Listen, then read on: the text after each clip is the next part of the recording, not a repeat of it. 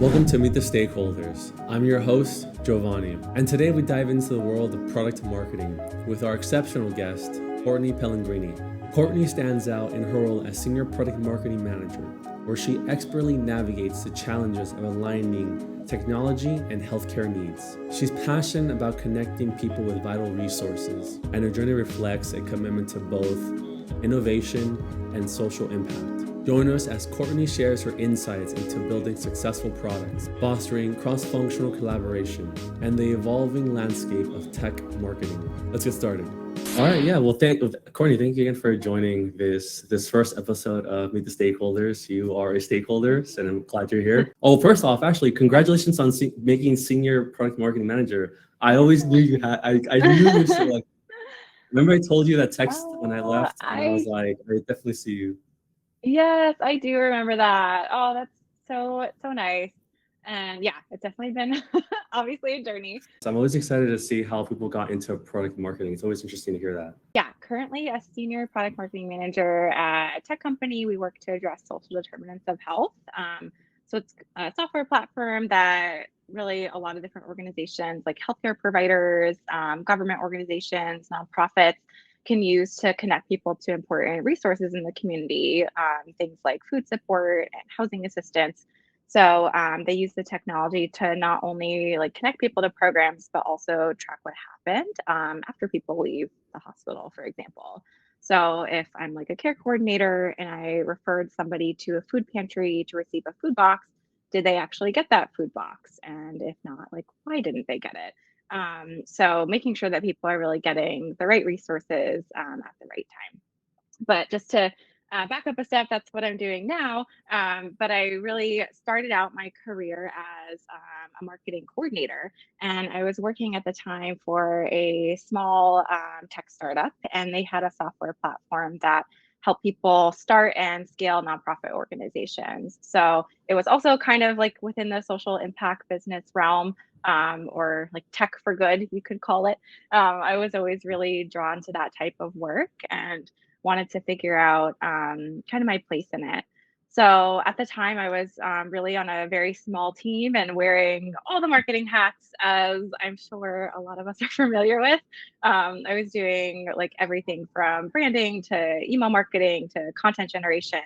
But what I really enjoyed the most, I would say, is and what I was honestly pretty lucky to get experience in early on in my career was working really closely with our product and engineering teams.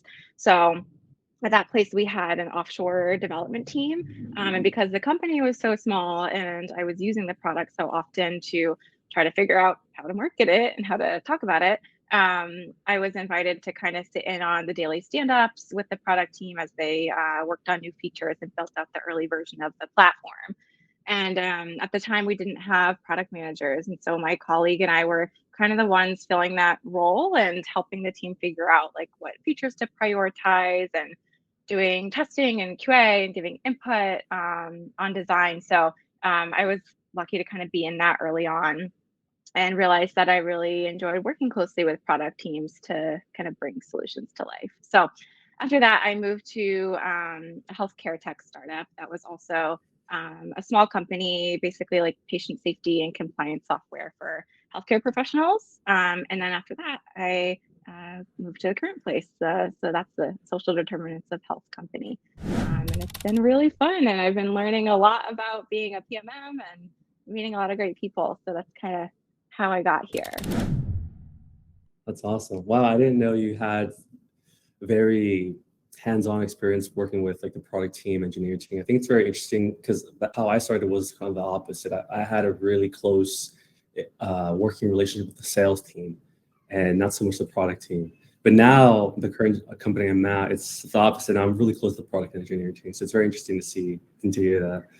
So Yeah. I actually So one of the things I'm curious about is since you become like from going from PMM to senior PMM, is there a project or some kind of moment that kind of redefined your approach to product marketing, and how has your strategy development process evolved with your role at the company and the company's growth? Yeah, it's a great question. I think There's kind of a few things that stand out. First, just kind of noting that there's definitely a lot of similarities between the different levels of product marketing, whether you're at the associate level, PMM, senior PMM, et cetera, you're really ideally always going to be working pretty cross-functionally with a lot of different teams. So whether that's like obviously product marketing, sales, customer success, you're always going to be really cross-functional and involved in like positioning and messaging of a product and thinking about how to make your products resonate with different audiences. I would say one of kind of the fundamental differences between a PMM and a senior PMM, at least in my experience, has been the scope of product coverage. So earlier on as a PMM, I managed like one or two products that had a focus on maybe specific product features. But as I progressed to the senior PMM level, I was really more expected to oversee broader categories of products and kind of craft a higher level story that encompassed the broader product suite, so to speak. And that type of shift, I think, really requires maybe just a higher level of understanding of the market as a whole, and often more strategic thinking as you kind of start to piece the whole narrative together versus just focusing on one specific product line. And then I think the other thing that I would call out is the difference in just scope of the project and stakeholder management. So at the PMM level, I was often spending a lot of time dealing directly with product launches and working closely with the product teams, which I still do. But at the senior PMM level, I'm often spending a lot more of my time working across the broader organization. So working with things like, or teams like sales enablement and user support, and working a lot more closely with the rest of the marketing team on campaigns and kind of activities to bring more brand or public awareness to the products. So that's kind of how I think about it. And then I guess you asked about like in terms of a moment that defined my approach to product marketing. I would definitely say it's that strategic element. So working really closely with the broader team to bring a product to life. So an example that comes to mind recently that I worked on was about a new messaging feature. So the ability for users to chat with each other within the platform. So that sounds like a simple thing. Obviously we're all familiar with the ability to chat, but a lot of work went into it kind of behind the scenes to make sure that not only that our users were prepared for and excited about this feature, but also that our internal teams, were enabled, they knew how to talk about it with the different audiences that they supported. So for me, it was working really closely with not only the product teams, but also with sales and enablement and customer success. And so when I think about kind of to the value in that, it wasn't just for that particular feature. It wasn't just that now you can talk to users within the platform. It's okay, now you can talk to users within the platform. And that's important because it results in, Jane Doe getting her referral at a food pantry accepted, which means that she can put food on the table tonight and not tomorrow. So I think that kind of value-based messaging is really powerful, and not only for your customers and your users, but also for the broader market. And when you're talking to people who maybe don't know who you are, who your company is yet. So those are just kind of some of the things that stand out to me recently in terms of projects I worked on and the broader approach, I think. I think it's also important to highlight there's the beneficiaries, then there's like the users, and then there's the buyers too, right? So those are having messaging to be encompassing.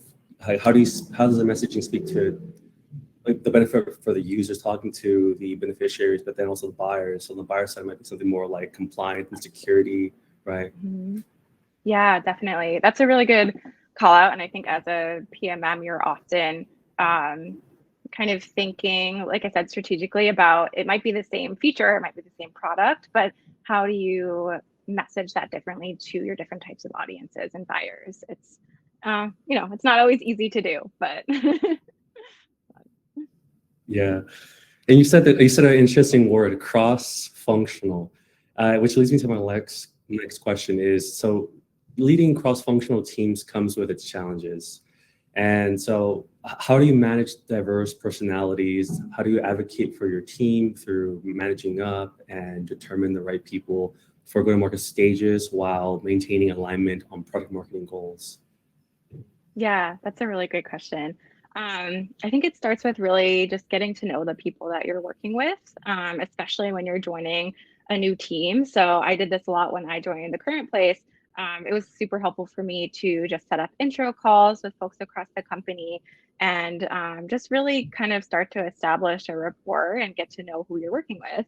And then that way later on, if you're coming across a challenge or you need help on a project, you're not reaching out to them and they're saying, who are you? It's not the first time that they're hearing of you. And hopefully they know like a little bit about who you are and what you do. And then I would say in terms of managing up and advocating for your team, I think for me personally, I found that just over communicating at times can be really helpful, especially if you're early on in the stages of a project. So if something is unclear or if someone on your team is maybe not quite understanding a component of our project, it's better to speak up about that early on versus waiting until you're weeks or months into it to say something. And I think the same thing kind of goes in the other direction in terms of communicating with stakeholders.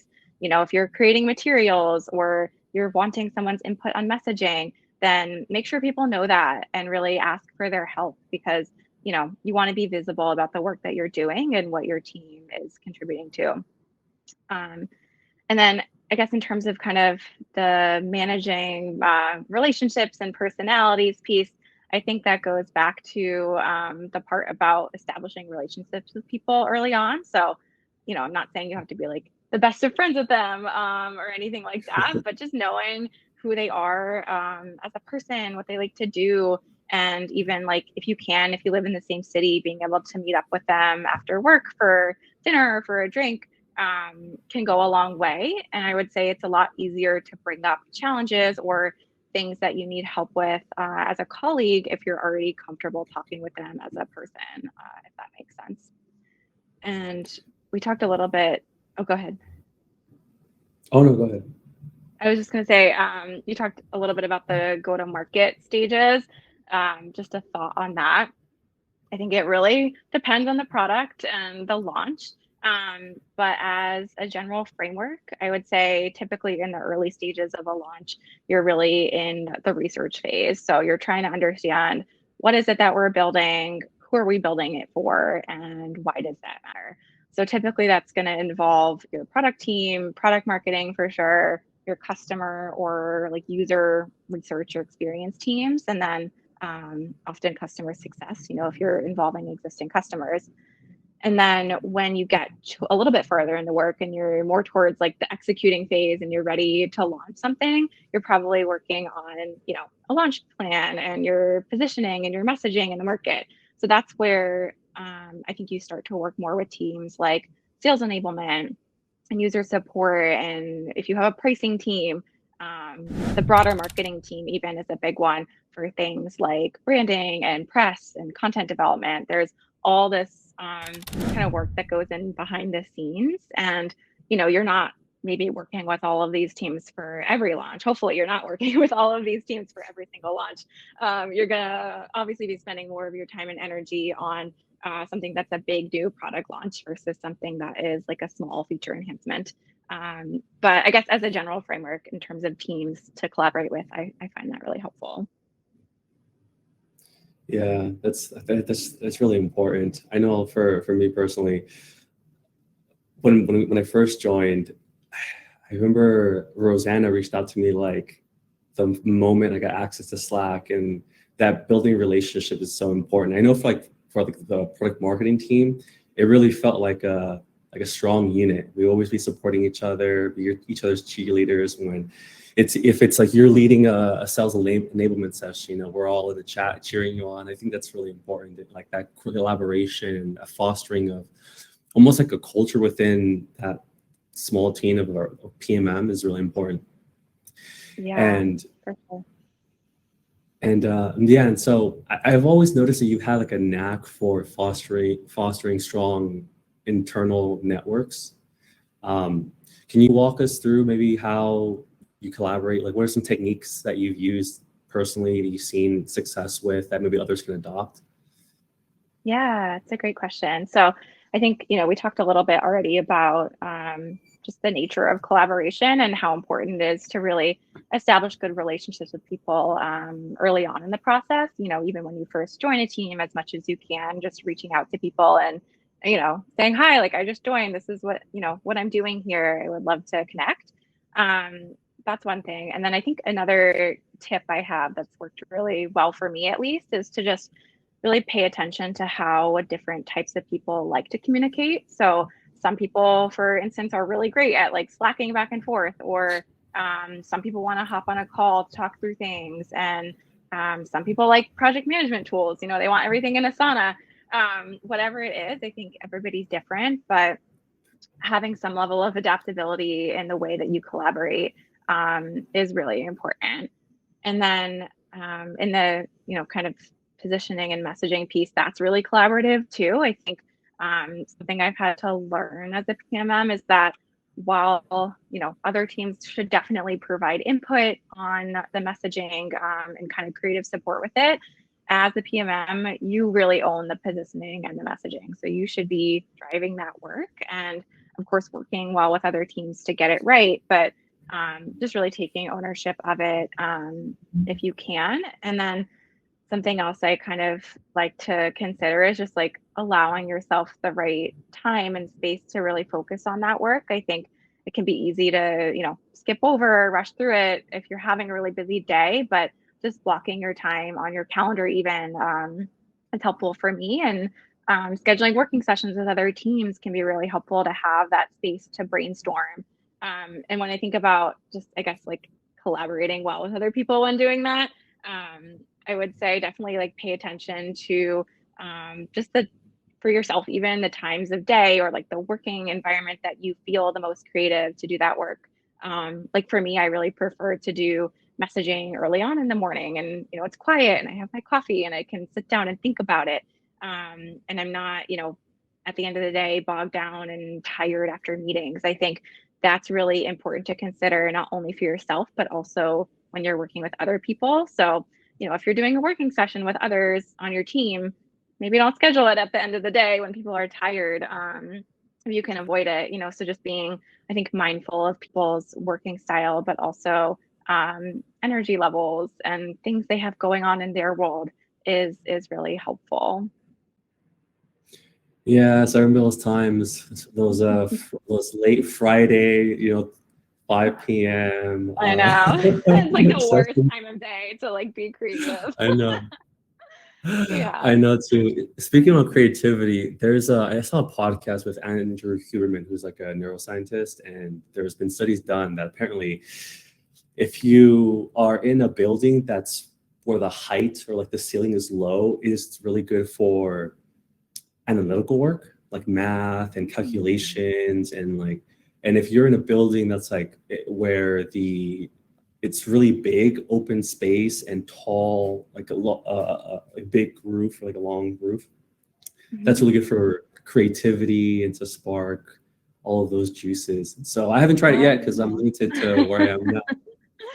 That's so Yeah. cool. I've heard that too about like spaces with windows and even like colors. I feel like this is like a feng shui thing, but I don't know. I feel like I read somewhere that like red is a good color for like cooking. It makes you hungry, and blue is something that's good for writing. So who knows? Maybe that's something Interesting. to try too. I could definitely see that.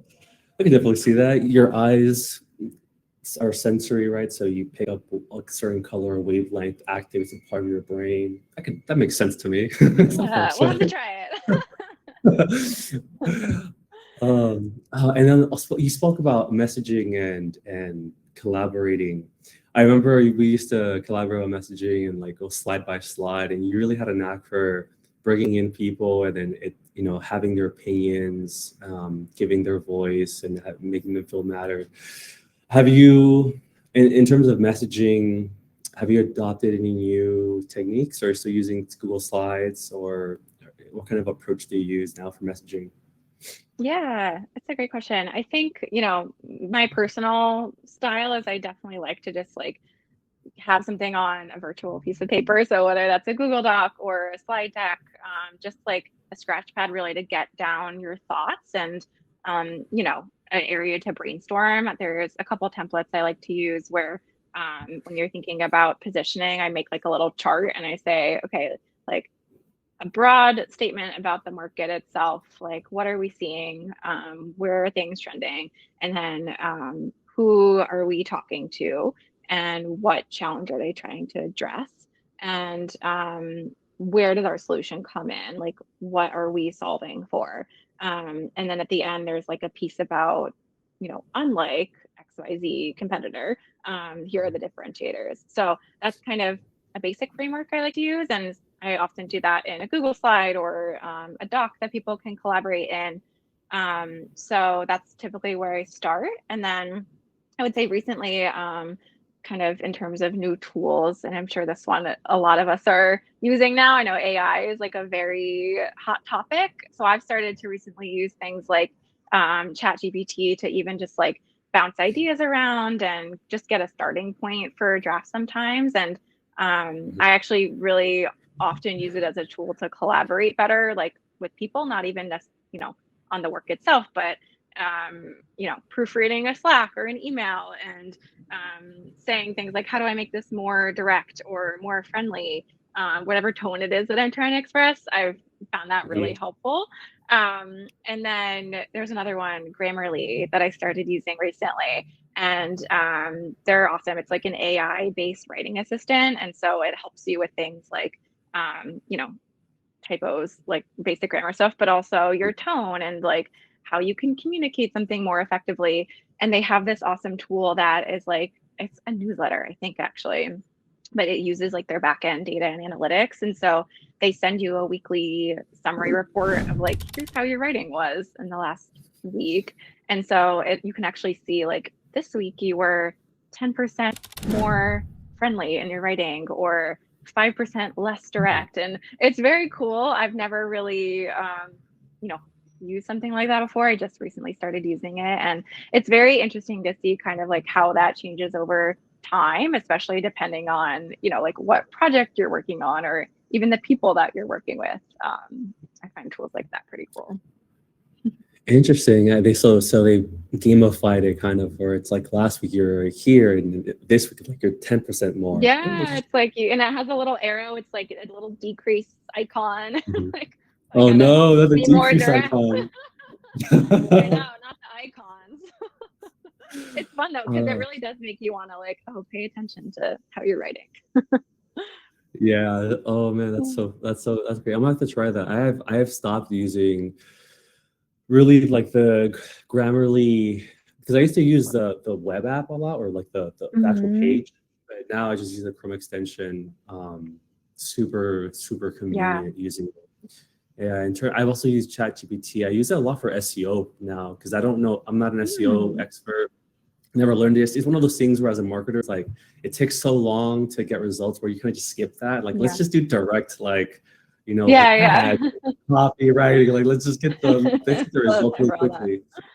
Yeah, and so I'm using it now to like how do I make this like headline more SEO optimized, and it's like spit something out. Like interesting. Okay. Yeah, and also really good for like FAQs as well. Yeah. Okay. Like to generate the questions or? Yeah, I just generate the questions. If you ask it to answer, it'll like completely answer it incorrectly because it doesn't know your product, doesn't know your You're gonna like But that's especially with I use that a lot. And then also I do the same thing with like if I need to communicate an update, or whether it's for a project or there's like miscommunication that I'm feeling, something's happening in Slack, I'll just use the app. I'll speak into the ChatGPT app and I'll just be like, okay, turn my mumblings into coherent, articulate Slack notification, and use top-down communication. And then boom, boom, boom, boom, boom. It's like, okay, copy and paste. Wow, that's amazing. Okay, I need to try that. That's so smart. Also too, they just released, I think today, they have a phone app, which is they just updated today, which is super cool because the phone app now, and I think also the web app, can do web browsing. It can create images, and then also you can import like data files, I believe. But what's super cool is it's so chat-like on the phone, where you're just speaking your thoughts, and the ChatGPT is replying to you super quick, like 5 seconds, and it's like talking to another human. And you can just talk about like your day and like what's been going on at work and like some of your like project updates. And it's really like it becomes an assistant, and you can use that to like, okay, ChatGPT, who do I need to reach out to? Who needs to be informed? Like it's super relatable to our jobs, because especially when working like cross-functionally and collaboratively, you may not see something as important, but maybe to a salesperson, it's extremely important. And with that context of I work with sales, customer success, product team, ChatGPT can remind you like, hey, you mentioned this. This might be interesting for X team, which is like, oh, cool. I didn't think about that. That is amazing. Yeah, I never thought about that kind of use case for it in terms of like, I guess, filling in the context and picking out different pieces that might be relevant to different groups of people, even just internally. Because you're right, like, often a salesperson is going to care about something very different than a marketing person or a customer success person or a product person. And I think the nature of a PMM is you're working so closely with all of those teams, but you're often kind of the go-between or the conduit between everyone. And, it goes with any type of communication. Like, that's hard when you're working with a bunch of different stakeholders. So very interesting to see how you could use AI to kind of facilitate that. Yeah. And so last question. And today's episode is sponsored by gtmlabs.io, our very own venture. So good that it's claimed the ad slot for itself. At GTM Labs, we see product marketing a little bit differently. It's not just about the product you're selling, but the story you tell. It's the art of capturing attention, engaging minds, and sparking conversations. Our mission is simple: to elevate your product from one in a million to one of a kind. GTMLabs.io offers the strategic support you need when you need it without the commitment of full-time hires. Flexible, subscription-based assistance that fits just right. And the best part is it's hassle-free, no endless back and forth, no discovery call. Simply choose your tier, sign up, and we're ready to roll. And if you need to hit pause, no problem. We'll be here when you're ready to press play again. So on building influence and fostering relationships, in a role that often requires you to influence without authority and navigate office politics, what strategies have you found effective for building relationships and being diplomatic, especially when it's essential? Yeah, that's a really good question.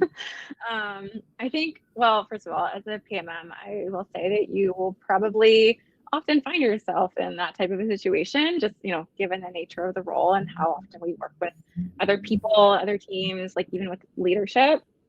I guess I'll touch on the building influence piece of it first. So I think as a PMM, you are maybe often in situations where you're not the most senior person in the room. But that does not mean, at all that people shouldn't respect you or listen to what you have to say. So I think for me, it's been really important to just try to voice my opinion and just really trust myself, that my voice and opinions matter. And something I've had to really learn, and something that I'm honestly still working on, is not qualifying my statements. And this is actually something that I've been using, like ChatGPT and other tools like that, to kind of help me with.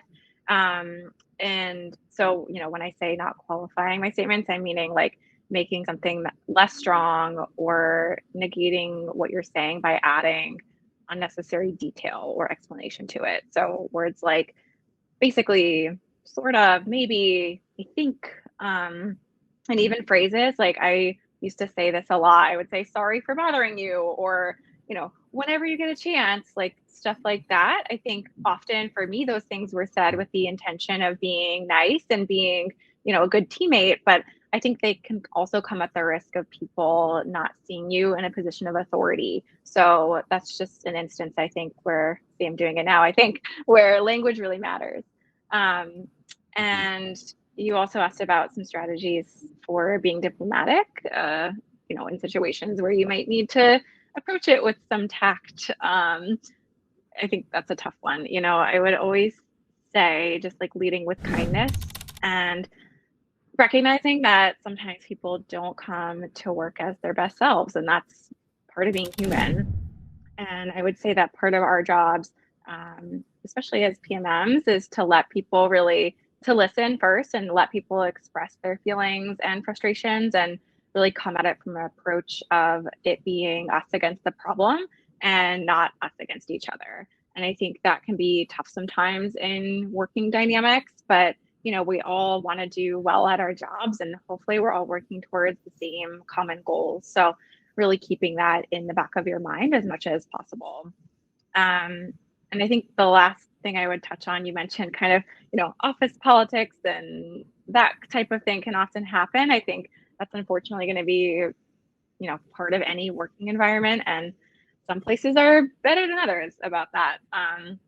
But something I really try to ground myself in, and, I don't know who needs to hear this, but at the end of the day, it is just a job. And, that's not to discount all the great things that we're talking about and all of the great work that we as PMMs are doing. It's all really inspiring, but, just not losing sight of the fact that, it is work and your health and your well-being and the relationships that you have with your family and your friends are really the most important thing. So I heard a quote somewhere that I always kind of keep in the back of my head when I'm feeling caught up in the politics or the drama. And it says there's no such thing as a marketing emergency. And thank goodness, I feel really glad to be in a position where, I'm not in a job like that. Like I have so much respect for people who are doctors or they're, emergency responders. Nobody's going to die, hopefully, if this product launch or my messaging isn't resonating completely perfectly. I think that's, the exciting thing about being a PMM is that there's always room for growth and change and adapting to new ideas. And, it is really a wonderful role to be in. And it's great to be able to work with so many smart people and learn new things every day. But that is what I would say to anybody who is thinking about that. What was the quote? Marketing is not an emergency. Marketing, there is no such thing as a marketing emergency. Emergency. Interesting. Interesting. I like that. Yeah. I like that. It keeps me grounded sometimes. I'm gonna keep that in my pocket. No such thing as I know.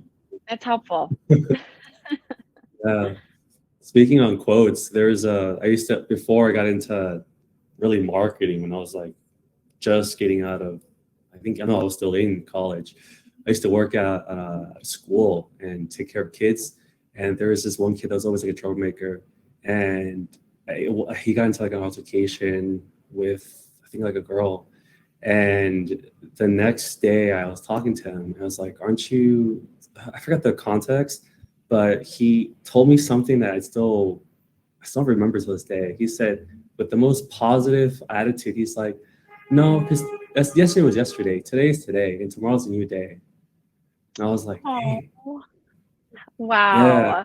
How profound. I love that. Tomorrow's a good day. Yeah. So like going back, what I took from that and applying it to working with, a lot of different personalities is, you can get off on the wrong foot sometimes. I think that it's just important to, like you said, ground yourself and think about you're on the same team. It's okay to disagree, but just realize that you're on the same team. You're working for the same goal, and tomorrow is a chance to start off on the right foot. That's what I took from that quote from him. I love that. I love that. Yeah, tomorrow's a new day. You can always, come at it with a fresh perspective. And I think that's really one of the joys of being in product marketing is, you have that ability to change and evolve and work with other teams and have creative ideas. So I love that. That is a very good motto for sure. Yeah. Well, I think that concludes the first episode of Meet the Stakeholders. Patent pending. But Courtney, I want to turn over to you. Do you have any questions for me? Gosh, well, this was so great. I mean, I feel like I've been learning a lot, even just talking to you.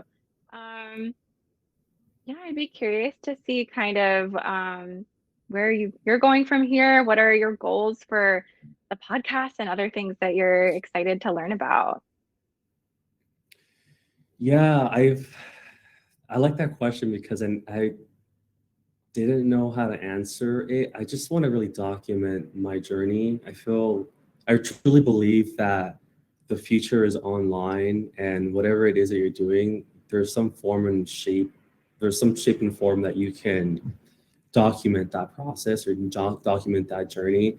I'm just thinking about all of the product marketers who are now like maybe like a global VP of product marketing, and they're probably thinking, man, I wish I would have documented my process when I was first in college, getting into tech or becoming an associate product marketing manager, just to have like that reference point and to see the growth.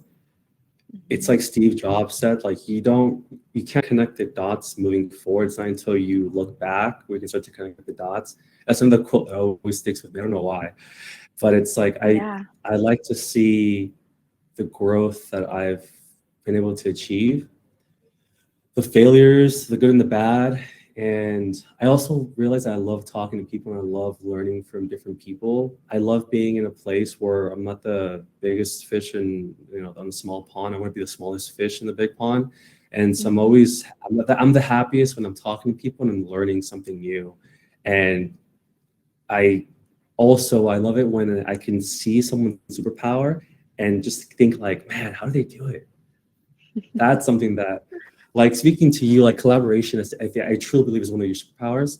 Rosanna's power is being very bold, and Mhm. she's so super good at reading the room and working with different personalities and acclimating to their level or their workflow or their style. And so, and I've, along the way, I've met other people too, where I've been able to like see their superpower, and I'm just like, dang, how do they do it? So that's something that Yeah. I want to capture and just kind of pick people's brains, and maybe I can hopefully amount to like 1% of this superpower is my goal. Yeah, I love that so much. And I think, there's so much we can learn from each other, and our work evolves so rapidly, and it's exciting to be able to talk to other people who are in this position and, you know, learn from their experiences. I definitely think one of your superpowers, if I can peg one, is just being so curious. I feel like you've always had just a remarkable ability to really dig into a topic and learn about it and distill very complex information into something that makes sense and is exciting for people to learn about. And so I'm very excited to see where this podcast goes. I can't wait to listen to it and learn from everybody else that you have on. Exactly. Oh, I'm excited. I'm gonna have some amazing guests that I'm like super stoked for, and yeah, so I'm excited for where this goes. Also, too, I think like in the domain of product marketing, you can learn how to do competitive intelligence. You can learn how to do positioning, messaging. Like there's courses out there, but you don't really learn how to interact with people and like how to read the room and how to collaborate and like when do you bring Yeah. on X team at this stage, at what time, and how do you communicate to them? Like those are all of those things where you don't learn until Mhm. you start the job, because Yeah. in every company you have different personalities. Everything just changes with that. You introduce entropy into the room, into the mix, and things just go out the window. Mhm. Yeah, that's such a good point. I would say honestly that the soft skills are the hardest ones almost. Like it is the thing that you can't learn from a course or in school. Like some of it is innate, some of it you can learn by listening and talking to other people. But I think that's what really makes like strong teams and especially in product marketing, it's often what makes you really good at your job is when you can kind of navigate those relationship side of it and the collaboration side of things. And that can be really tough. And it's not something that you can learn by reading it. You have to learn by doing it. So I love that you said that. 100%. Yeah. Awesome. Well, Courtney, thank you so much. Mhm. Yay. Wow, this Oh, is great. Thank you for having me. last thing, actually, where can people find you, and do you have anything that you want to Shout out? Yeah. Well, people can find me on LinkedIn, Courtney Pellegrini, and also Instagram, Facebook. And I would say, yeah, nothing too much to shout out other than keep learning, keep listening, and hopefully keep moving forward. Awesome. I'm going to add you on Instagram. I didn't know you had one. I do. Now we'll be Instagram friends too.